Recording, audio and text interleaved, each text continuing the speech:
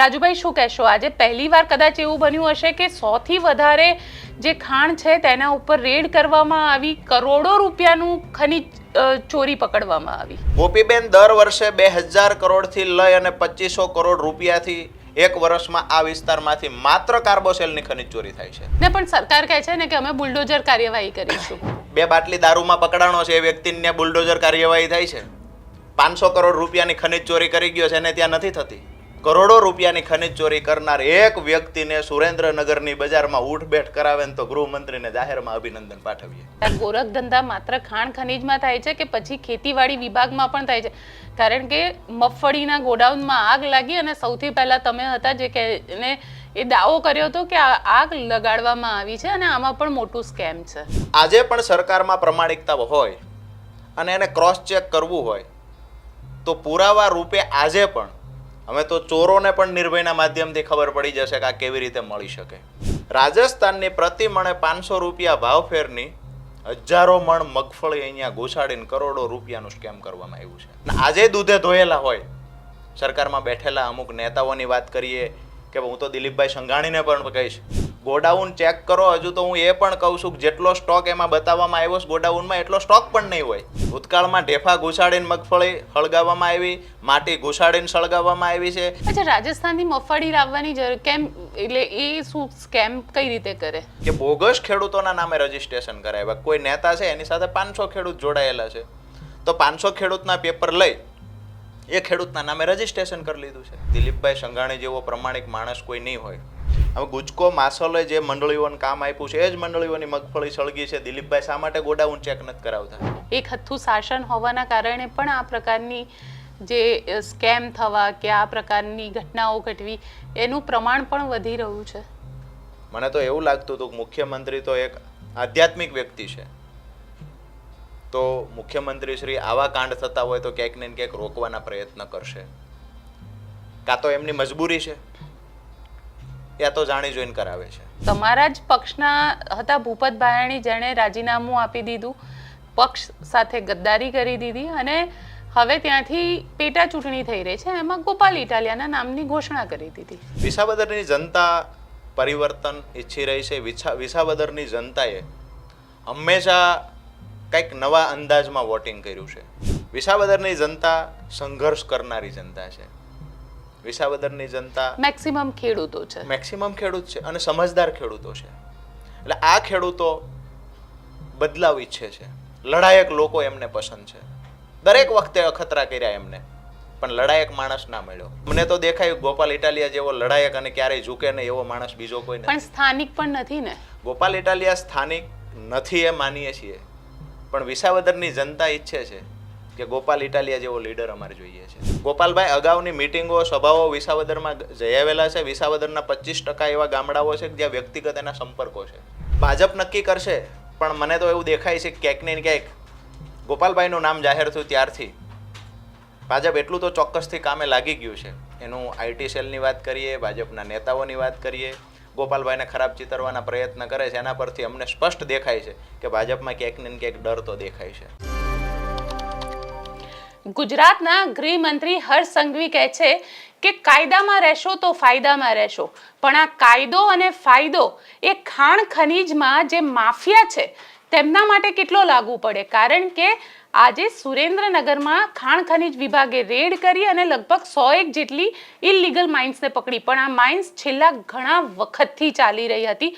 ઘણી બધી વખતે આ આખા મુદ્દાને ઉછાળવામાં આવ્યો, વિધાનસભા સુધી લઈ જવામાં આવ્યો, પણ તેના ઉપર કોઈ કાર્યવાહી નહોતી થતી અને હવે કાર્યવાહી કરવામાં આવી છે. આપણી સાથે અત્યારે આમ આદમી પાર્ટીના રાજુ કરપડા જોડાયા છે, સુરેન્દ્રનગરથી આવે છે. ઘણી બધી વખતે આ મુદ્દો તેમના દ્વારા જ ઉપાડવામાં આવ્યો હતો. રાજુભાઈ શું કહેશો? આજે પહેલીવાર કદાચ એવું બન્યું હશે કે 100 થી વધારે જે ખાણ છે તેના ઉપર રેડ કરવામાં આવી, કરોડો રૂપિયાનું ખનીજ ચોરી પકડવામાં આવી. ગોપીબેન, આ વિસ્તારમાં આમ તો વર્ષોથી ખનીજની વાત કરીએ તો રેતી ચોરીની વાત હોય, બ્લેક ટ્રેપની વાત હોય, કાર્બોશેલની વાત હોય, ખાસ કરીને થાનગઢ અને મૂળી વિસ્તારમાં, એમાં મહદ અંશે થાનગઢનો વિસ્તાર, જેમાં લાંબા સમયથી વર્ષોથી ગુજરાતના ખાણ ખનિજ વિભાગથી લઈ સચિવાલયથી લઈ અને તાલુકા મથક સુધીના તમામ અધિકારીઓની વાત કરીએ તમામ નેતાઓની વાત કરીએ સત્તા પક્ષના ક્યાંક ને ક્યાંક આ વ્યવસાય સાથે જોડાયેલા છે. યા તો કોઈનો ડાયરેક્ટલી પાર્ટનરશિપ છે, ભાગીદારી છે, યા તો પડદા પાછળથી કોઈ ફંડ આપે છે, યા તો મોટા મોટા જે જિલ્લા મથકે સત્તા પક્ષના જે ભવનો બને છે એમાં ક્યાંક ને ક્યાંક ફંડ આપે છે. તો ક્યાંક અધિકારીઓ છે તો એના 1.5 લાખ રૂપિયાથી લઈને 4 લાખ રૂપિયા સુધીના હપ્તાઓ ચાલે છે. આ રજૂઆત વર્ષો પહેલા ઘણા બધા લોકો કરતા આવ્યા છે. છેલ્લા 2-3 વર્ષથી અમે રજૂઆતો કરી છે. અમે તો સેટેલાઇટ તસવીરો પણ આપી છે. આ સરકારની જમીન છે, એની અંદર સેટેલાઇટથી ઓફિસમાં બેસીને અધિકારી જોઈ શકે કે આ જગ્યા જે 1000 વીઘા હતી કે 100 વીઘા હતી કે 50 એકર જમીન છે, તો આ તો સરકારની જગ્યા છે. તો આની અંદર ચારણી જેવા જે ખાડાઓ થયા છે, જે સેટેલાઇટ તસવીરથી ઓફિસમાંથી દેખાય છે, તો આ કોને કર્યા છે? અમે ફોટા આપ્યા છે, પુરાવાઓ આપ્યા છે, તેમ છતાંય કાર્યવાહી નથી થઈ. આજે પહેલીવાર એવી ઘટના બની કે એક જાંબાજ અને નીડર પ્રમાણિક એક પ્રાંત અધિકારી એ વિસ્તારમાં આવ્યા. જે અધિકારીએ સાબિત કરી બતાવ્યું ખરેખર અધિકારી ધારે તો શું થઈ શકે. એની સાથે સાથે ગુજરાતના તમામ લોકો સુધી એક મેસેજ પહોંચ્યો કે જે ભૂતકાળમાં આ વિસ્તારના લોકો લડતા હતા, અમુક લોકો જે આ માઇનિંગ બંધ કરાવવા માટે લડતા, અમે પુરાવાઓ સાથે દરેક ખાડામાંથી કેટલું ખનિજ ચોરાણું એના પુરાવાઓ આપ્યા છે. ગોપીબેન દર વર્ષે 2000 કરોડથી લઈ અને 2500 કરોડ રૂપિયાથી એક વર્ષમાં આ વિસ્તારમાંથી માત્ર કાર્બોસેલની ખનિજ ચોરી થાય છે. એના હપ્તાઓ ઉપર સુધી જાય છે, ફંડ ઉપર સુધી જાય છે.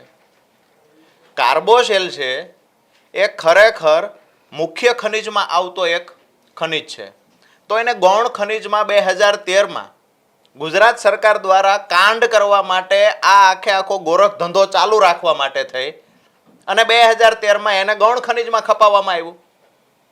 ખરેખર ખનિજ ભૂસ્તર વિભાગમાં કોઈ પણ અધિકારીને પૂછી લઈએ તો કાર્બોસેલ છે એ મુખ્ય ખનિજ છે. કેન્દ્ર સરકાર સિવાય એની પરમિશન ન મળે તો કોઈ ખાનગી માણસ આ ધંધો ન ચલાવી શકે. પણ રોયલ્ટી પાસના નામે, રોયલ્ટીની ઇન્કમના નામે ક્યાંક ને ક્યાંક એમના મળતિયાઓને આ ધંધાઓ ચાલુ રહે, પોતાની ઓફિસ સુધી આ હપ્તાઓ પહોંચે. સમજી વિચારી 2013માં એક પરિપત્ર કરવામાં આવ્યો. વાડ પોતે જ ગોપીબેન ચીભડા ગળે તો આની ફરિયાદ તમે કોને કરવા જાઓ? તમે કહી રહ્યા છો કે આની ફરિયાદ કોને કરવી, પણ જે લોકો છે એ લોકો પણ શું ભારતીય જનતા પાર્ટી સાથે જોડાયેલા નેતાઓ છે એટલે એમના ઉપર કાર્યવાહી નહોતી થતી? ટોટલી મોટા ખનિજ માફિયાઓ આ વિસ્તારમાં, મોટા ખનિજ માફિયાઓ. બાકી તો કોઈ નાનો એક ખાડો ચલાવે, 4-5 ભાગીદારો થઈને બીજો ખાડો ચલાવે એની વાત નથી. મોટા ખનિજ માફિયાઓ આ વિસ્તારમાં 50 થી 60 છે. 50 થી 60 તમામ ભાજપ સાથે જોડાયેલા છે. ભાજપના તાલુકા પ્રમુખથી લઈ એમના ભાજપના તાલુકાના સભ્યો આજથી 6 મહિના પહેલા 3 મજદૂરના મોત થયા ખાંડની અંદર. બિલકુલ બરાબર છે. સુરંગમાં દટાઈ જવાથી તો એક જિલ્લા પંચાયતના સભ્યના પતિનું નામ હતું, એક કારોબારી ચેરમેન છે મૂળી તાલુકાના.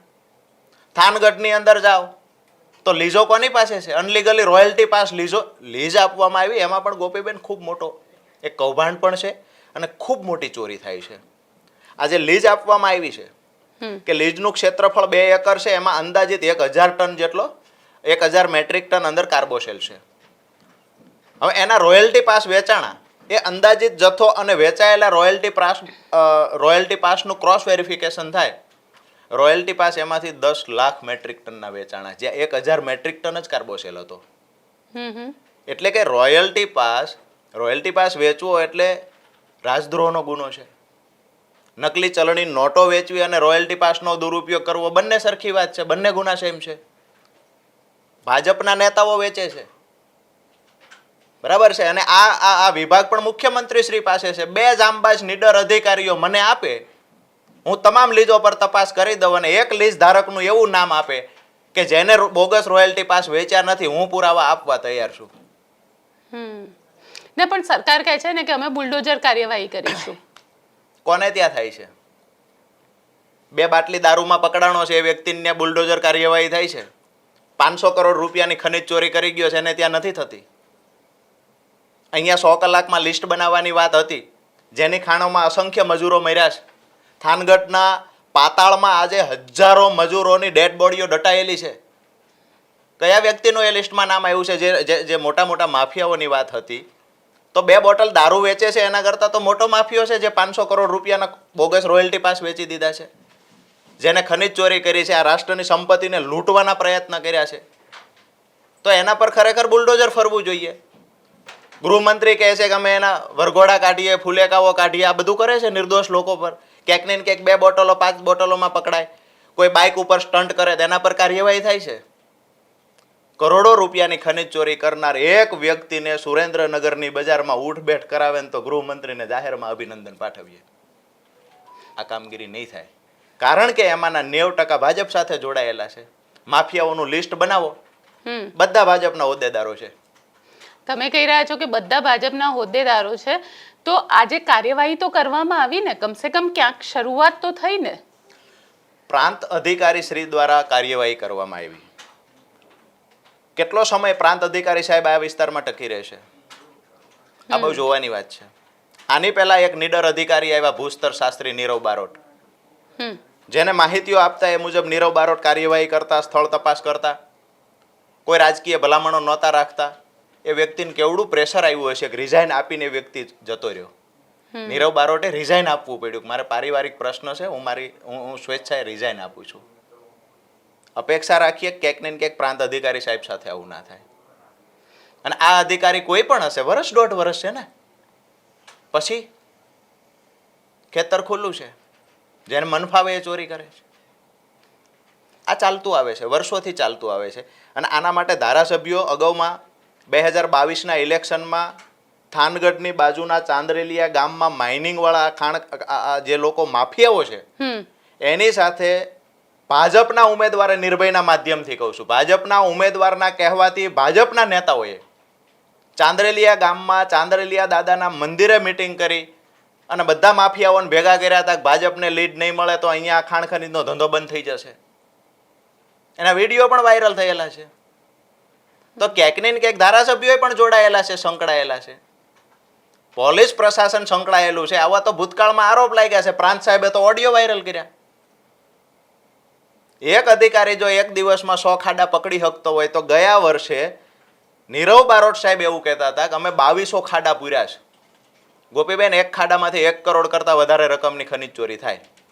એક વર્ષના 2200 ખાડા પૂર્યા હતા, મતલબ 2200 કરોડ કરતાં વધારેની ખનીજ ચોરી થઈ ગઈ. એક પણ આરોપીને હજુ સુધી પકડવામાં આવ્યો નથી. એટલે શું સરકાર કંઈ કરવા નથી માંગતી કે પછી સરકારને ખબર છે પણ કરવું નથી કે જેમ ચાલે છે એમ ચાલવા દો? કાર્યવાહી કરવા જાય છે તો ભલામણો લઈને ધારાસભ્યો આવે છે, ભલામણો લઈને મંત્રીઓ આવે છે. ભૂતકાળમાં કેસ થયેલા છે. કેન્દ્રના મંત્રીઓએ ફોન કર્યા છે અધિકારીઓને, કેન્દ્રના મંત્રીઓએ ફોન કરેલા છે, આ અમારો કાર્યકર્તા છે, એ નિર્દોષ છે, જોઈ લેજો. વાત સીધી એ છે કે ક્યાંક ને ક્યાંક કોઈએ પૈસા ખાવું, આપણી ગામડાની કહેવત છે, ખાવું ને ભસવું બંને ન થાય. બરાબર છે? બરાબર છે. જ્યારે કમલમ બનતું હતું સુરેન્દ્રનગરમાં, ત્યારે માફિયાઓએ પૈસા કોને કોને આપ્યા છે એનું લિસ્ટ બહાર પાડે. થાનગઢમાંથી જે પૈસા આપવામાં આવ્યા હતા બધા માફિયાઓ હતા. એને કહીને એની પાસેથી પૈસા લેવામાં આવ્યા છે. ચૂંટણી સમયે એમની પાસેથી એક્સ્ટ્રા ફંડ લેવામાં આવે છે. અને ઓલા લોકો તો પગ પછાડીને કહે છે, જ્યારે હું માઇનિંગની વિરુદ્ધમાં લડતો હતો ત્યારે અહીંયા ગાંધીનગર આવીને એ લોકો પગ પછાડતા હતા, અમે તો ફંડ આપ્યું છે, અમે તો આમ કર્યું છે, તેમ કર્યું, અમે કમિટમેન્ટ આપ્યું હતું કે માઇનિંગ ચાલુ રહેવા દઈશું, અનલીગલી ધંધા ચાલુ રહેવા દઈશું. આ તો વળી અમુક જાંબાજ અધિકારીઓ નસીબ જોગ આવ્યા. એ વિસ્તારની કરોડો રૂપિયાની સંપત્તિ ત્યાં પાતાળમાં છે, લૂંટવાવાળા લૂંટી રહ્યા છે, પણ જાંબાજ નીડર કોઈ અધિકારી આવે છે જેના કારણે અમુક સમય માટે થઈ અને આ લૂંટ, આ ચોરી અટકી શકે. બાકી તો આ લૂંટ અને ચોરી વર્ષોથી ચાલે છે, નેતાઓની સહભાગીથી ચાલે છે, મિલીભગતથી ચાલે છે. અને એ ચલાવવા માટે થઈ પરવાનો 2013માં જે ગૌણ ખનીજ આમાં સરકાર પણ, સરકારના મંત્રીઓ પણ એટલા જ ઇન્વોલ્વ હોય છે.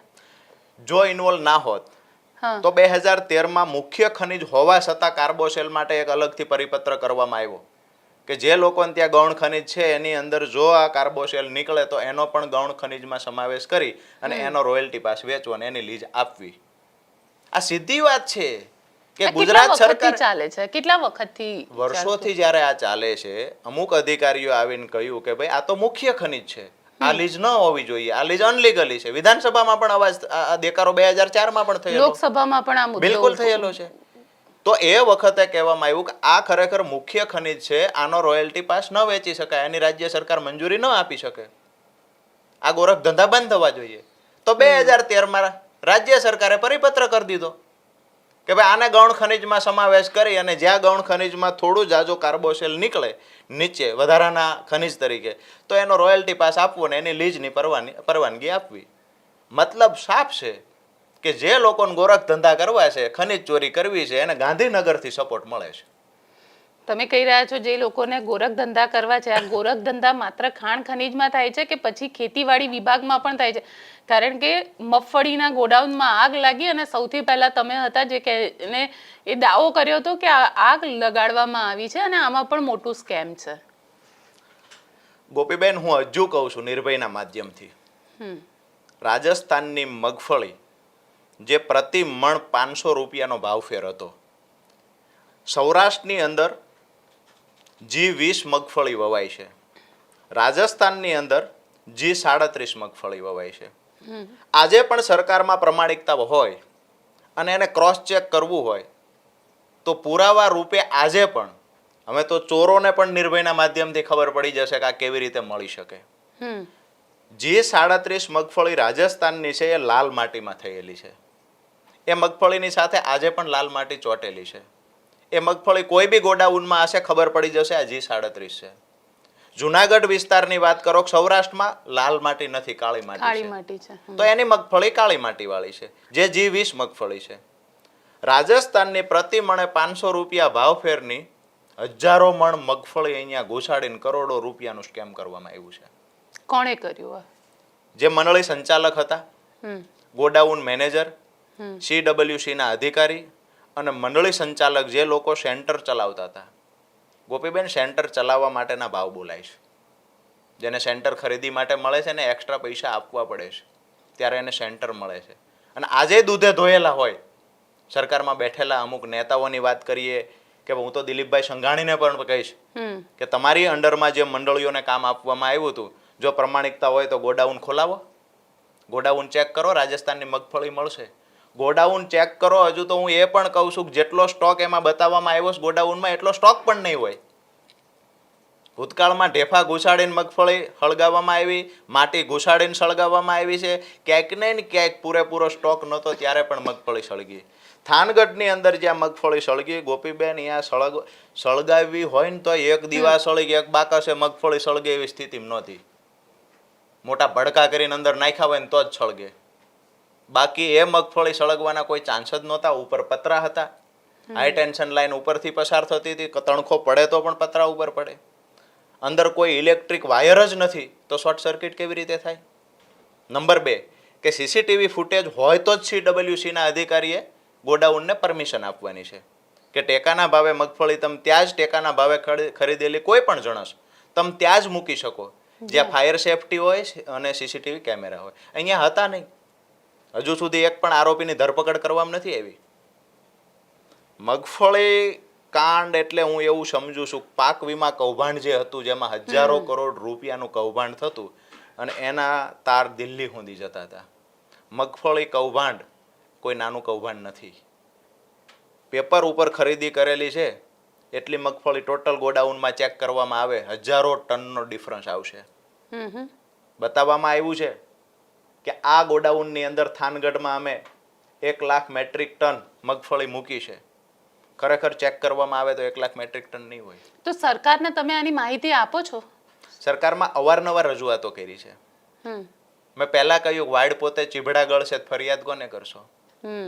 સરકારમાં રજૂઆત કરી છે. હું નિર્ભયના માધ્યમથી પણ કહું છું, તમે ગોડાઉન ચેક કરવાની તૈયારી રાખો.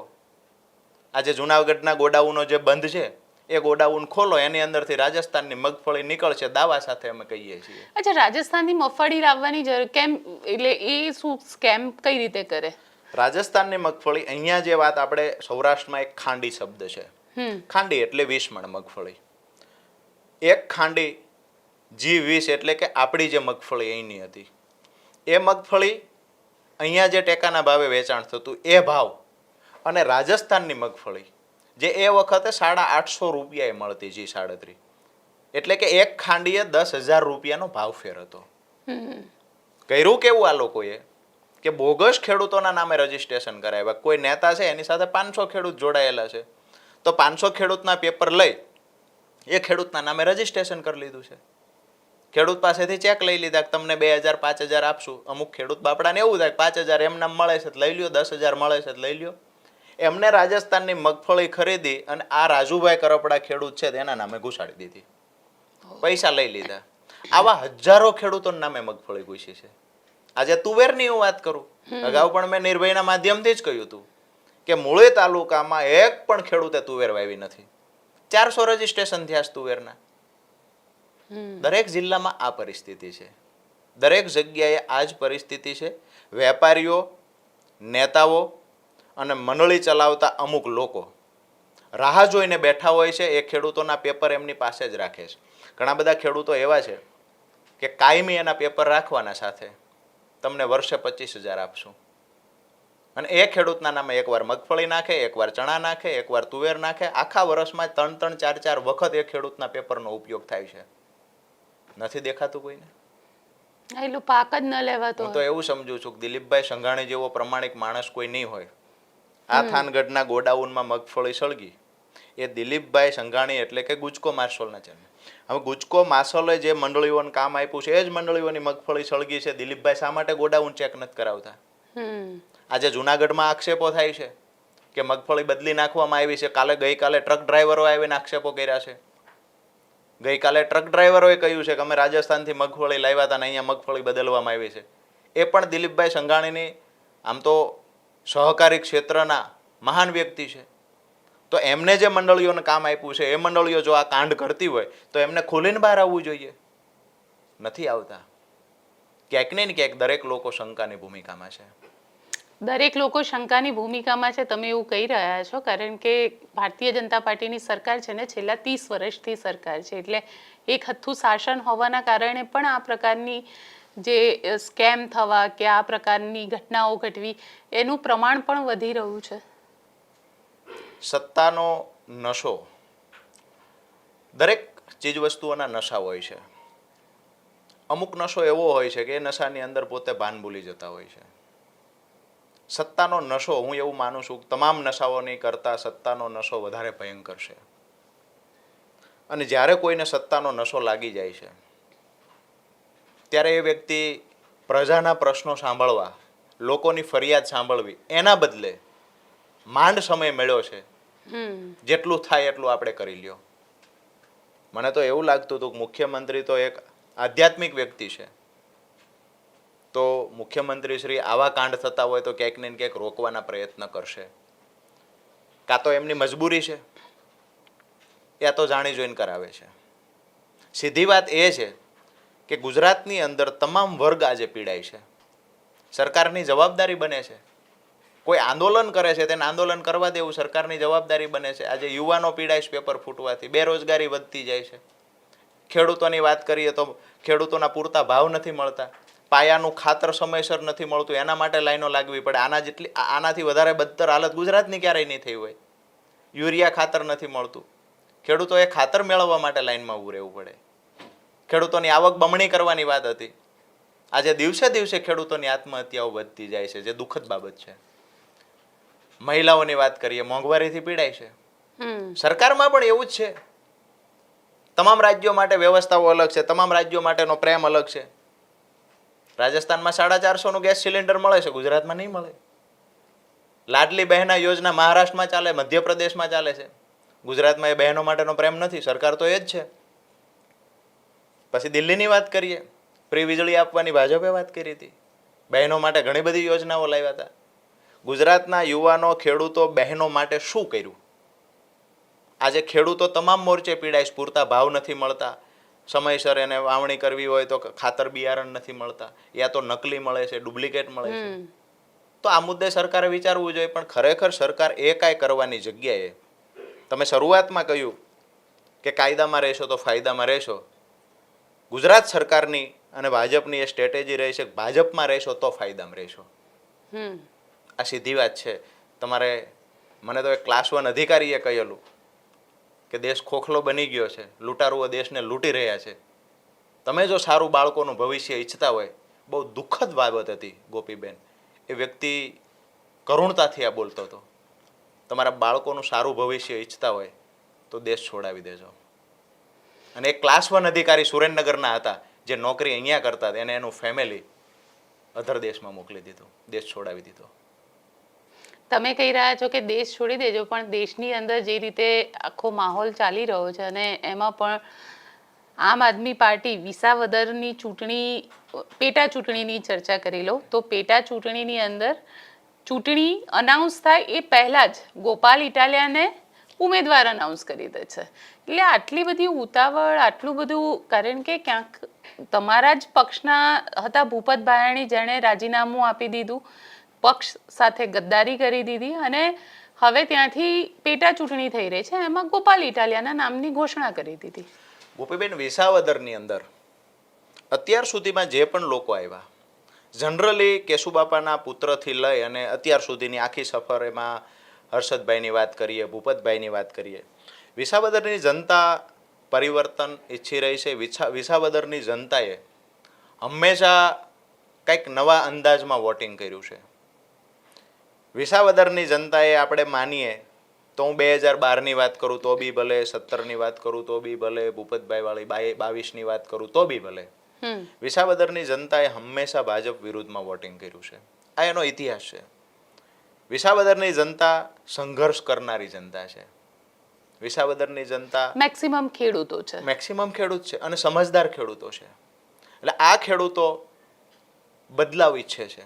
લડાયક લોકો એમને પસંદ છે. દરેક વખતે અખતરા કર્યા એમને, પણ લડાયક માણસ ના મળ્યો. આ વખતે અમે નક્કી કર્યું, વિસાવદરના ખેડૂતોને મળ્યા પછી નક્કી કર્યું, વિસાવદરની જનતાનો આજ દિવસ સુધીનો મૂળ જોયો અમે.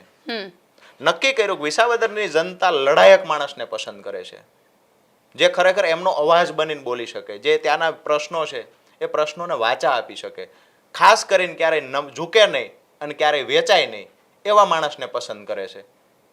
તો અમારી પાર્ટીએ નક્કી કર્યું, વિસાવદરમાં નાનો મોટો સર્વે કરાવીએ, દરેક વ્યક્તિએ પોતપોતાની રીતે જાણ્યું. તો જ્યારે આવી જ પસંદગી છે તો અમને તો દેખાયું ગોપાલ ઇટાલિયા જેવો લડાયક અને ક્યારેય ઝૂકે નહીં એવો માણસ બીજો કોઈ નથી. પણ સ્થાનિક પણ નથી ને. ગોપાલ ઇટાલિયા સ્થાનિક નથી એ માનીએ છીએ, પણ વિસાવદરની જનતા ઈચ્છે છે કે ગોપાલ ઇટાલિયા જેવો લીડર અમારે જોઈએ છે. સ્થાનિક ના હોય તો મુદ્દા કઈ રીતે જાણશે? ત્યાંના લોકોની સમસ્યા શું છે, ત્યાંના લોકોની પાસે એ લોકોની શું ઈચ્છા છે? કારણ કે ત્યાંના સ્થાનિક નથી તો ચૂંટણી જીત્યા પછી સુરત ભેગા થઈ જશે.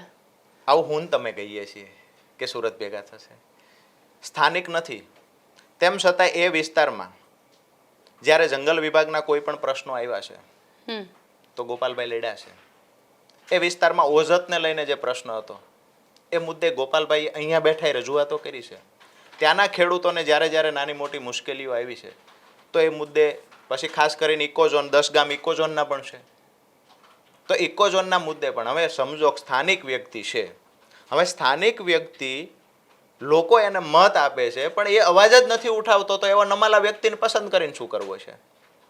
ગોપાલભાઈ ઇટાલિયાનું રેસિડન્ટ ત્યાં સુરત છે, એટલે આપણે એવું બિલકુલ ના. આજે ગુજરાતમાં ઘણા એવા ધારાસભ્યો છે કે જે એના વિસ્તારમાં જતાય નથી અને જે વિસ્તારમાં જાય છે તે પ્રશ્ન ઉઠાવતા નથી. વિસાવદરની જનતાને માત્ર ભરોસો છે એટલું નહીં, સૌરાષ્ટ્રના મોટા ભાગના ખેડૂતોમાં આજે ખુશીનો માહોલ છે કે એક વખત ગોપાલ ઇટાલિયા વિધાનસભા સુધી પહોંચી જાય 160 ઉપર ભારે પડશે. આ ખેડૂતોના શબ્દો છે. એટલે સ્થાનિક પ્રશ્નો છે એ તો સીધી વાત છે, જે વિસ્તારમાં જઈએ છીએ એ વિસ્તારના પ્રશ્નો છે તો ત્યાં પૂછીએ. લોકો કે આ પ્રશ્ન છે ને, ગોપાલભાઈ માટે આ પહેલી વાર નથી કે વિસાવદરમાં પહેલો પ્રવાસ કર્યો છે.